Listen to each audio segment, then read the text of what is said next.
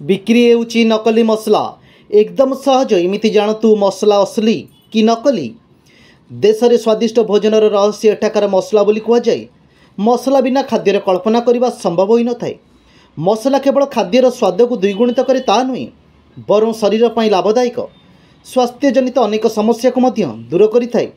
अनेक वर्ष पूर्व महिला माने निज घर ही हलदी, जीरा, लंका, धनिया आदि प्रस्तुत करुथिली।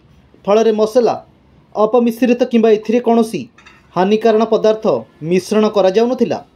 मात्र वर्तमान समय व्यस्तबहुल जीवनशैली रे और समयर अभाव कारण अधिकांश लोके मसला तैयारी करते नहीं, बजार रू किणी आनती। मात्र बजार रे बिक्री होतिबा मसलार विषाक्त जनित मिश्रित होतिबा कारण मारात्मक रोगर कारण पलटुची। यह सभी चिंतार कारण पलटुची। जानतु मसला असली कि नकली केमिति जानिबे। लंका गुंडर शुद्धता जानिया सर्वप्रथम एक काच ग्लास रे पानी नियंतु। एथिरे 1 चामच लंका गुंड पकांतु। शुद्ध लंका गुंड पानी तले जमिबो, मिश्रित लंका गुंड भासीबो। एही उपाय रे हळदी गुंडर शुद्धता मध्य परीक्षा करि परिबे। गोलमरीच रे साधारणतः जामुकोली और अमृतभंडा मंजी मिसा जाए। तेणु यार शुद्धता परीक्षा करिया पई प्रथमे गोलमरीच को पानी रे मिसांतु। किछि समय ध्यान रे रखंतु, केवल शुद्ध गोलमरीच तले बुड़ी रहिबो, अन्य गुड़िक भासीबो। हेंगु प्रत्येक जिनस को छुंक देवा समय हेंगु निश्चय व्यवहार करा जाए।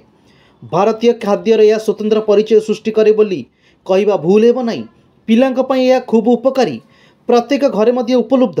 यार शुद्धता जांच करने अल्प किछि हेंगु को पेशी पानी रे मिसाई फेंटतु। कौनसी अन्य रंग परिवर्तन नक यह पानी रे भल भाव मिसीगले यह शुद्ध बोली जानी परिबे।